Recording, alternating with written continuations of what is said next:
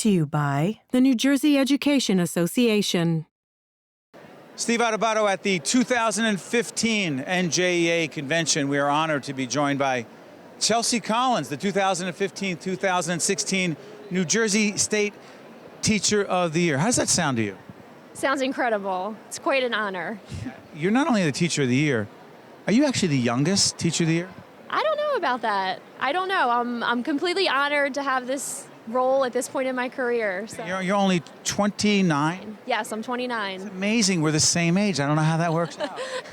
It's so impressive on so many levels. Now, give folks a sense of where you teach, who you teach, because we're about to show folks a clip from a great series called Classroom Close-Up, which is produced by the NJEA, and it features you and your colleagues. Talk about where you teach. I teach at Woodstown Middle School. It's in Salem County, and I teach 6th grade language arts.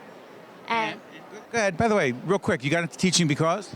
I got into teaching, originally I was actually in business. Ironically, I worked in Atlantic City here where we are today. And my niece was diagnosed with leukemia. I did some soul searching and I ended up going into teaching. Well, Chelsea and her colleagues make a difference every day. That is why Classroom Close-Up was created by our friends at the NJEA to tell stories, powerful stories on public television, about teachers making a difference every day. This is Classroom Close-Up. It's a story about Chelsea and her colleagues.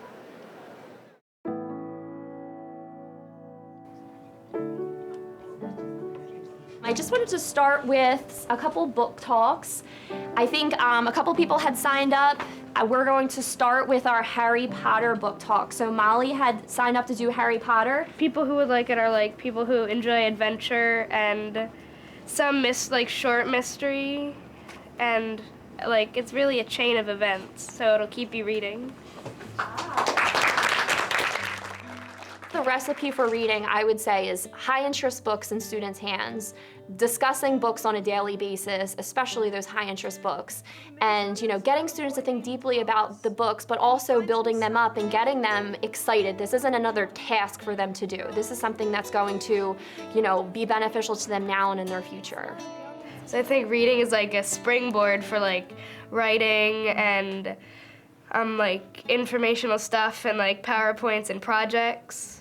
So that's why I really love reading, because you can do so much with it. Hi everyone, can you hear me okay? Yeah.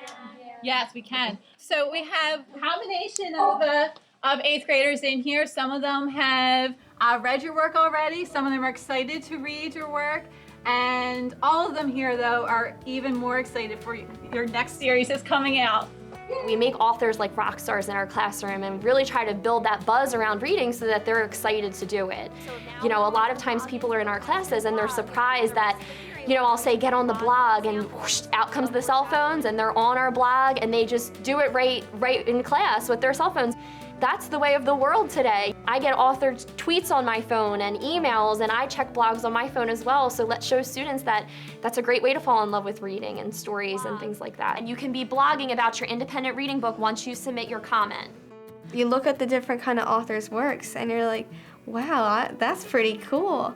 And the writing we do in our language arts is topics that are interesting, that you get to make up your own story, and that gets everybody excited. As an educator, every day we wake up and we want to influence students' lives. And the reality of it is some things they're going to leave remembering and some things they're not.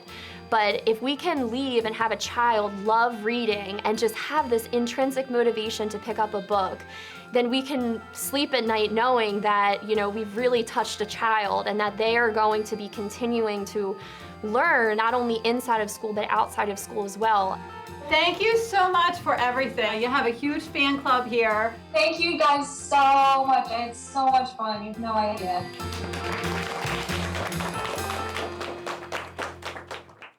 Now, Chelsea, what we just saw in Classroom Close-Up is obviously incredibly interactive.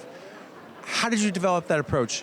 It's such an exciting time to be a teacher today because, we're building students to be successful 21st century learners, and we're able to connect with students using iPads and their cell phones and things that they have readily available to them. So we're really able to build a love for reading using their cell phones and blogging and Twitter and Skyping with authors. So it's really exciting. But hold on, wasn't it established early on that educators should not have teachers having their kids using cell phones, but I'm seeing the kids with the cell phones and using technology. How does that happen? Cell phones are really the way of the world, and we're lucky that we have information at our fingertips. So I think it's important that as teachers we embrace that and we teach students how to be, culturally responsible with technology, but also use it as a tool in our classrooms. And you find that they're not distracted? I don't know. We have a bring your own device district, so it is, not really taboo for students to have cell phones out in class. And, with that comes great responsibility, and they're expected to use it appropriately, and they really do. So we really just, look at it as being an asset and look at it as being a way that we can engage students in their learning, and they really step up to the plate with that, and they use it for those reasons. Talk about a convention like this. I mean, you are the Teacher of the Year. You're one of the younger educators at this convention. What responsibility do you feel with that moniker, with that title, and the fact that a lot of people are looking at you and what you do and how you do it?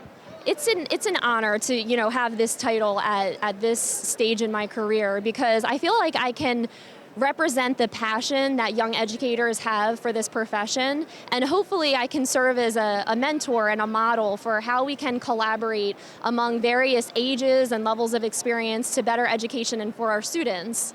What do you love most about teaching? My kids. Hands down is just being in the classroom with my students and building lifelong readers, because I know that when they leave my classroom at the end of the day, if I've, instilled a love for reading in that child, that they're still continuing to learn outside my classroom doors, and that's just so exciting. Thank you for what you do every day. Appreciate it, Chelsea. Thank you. Seeing science in action makes students realize they can learn. What is that word now called? Elizabeth. With the right tools, it's easy to motivate students. Students need to know science to succeed in the global economy. That's why NJEA established the Center for Teaching and Learning. To give teachers the training to make science come alive, and to keep New Jersey schools among the best in the nation. That's why we are so proud to teach in New Jersey's public schools. Also brought to you by Holy Name Medical Center in Teaneck, New Jersey. International Union of Operating Engineers, Local 825. And by the New Jersey State Nurses Association and the Institute for Nurses.